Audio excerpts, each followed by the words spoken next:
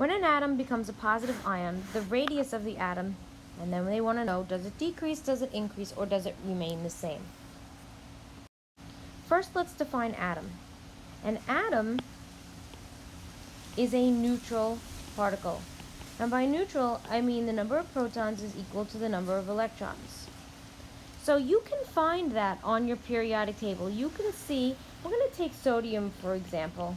And in the bottom left-hand corner of sodium, you're going to see 2-8-1, you're going to see 11. 11 is the atomic number, and this is the electron configuration. The 11 stands for the number of protons, and the electron configuration tells you where the electrons are configured around the nucleus. So if this is the nucleus of the atom, in the first ring you have 2 electrons. I'll do it in blue. In the second ring you have 8 electrons. Oops, blue again here. And then in the third ring you're going to have 1 electron. Okay. If you become a positive ion means you lost an electron.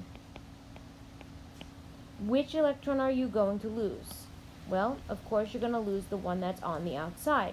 So if you lose that electron that's on the outside, let's see if an eraser will work. If I erase this one on the outside, what happened to my radius? Now radius is always measured from the nucleus to the outside of the atom, just like we do in math. We measure the radius from the middle of the circle to the very outside ring. Well, what happened to the radius if I lost that ring? Of course, it decreased. So our answer is decrease. If you want to memorize it, positive ions are smaller radii and negative ions are bigger radii.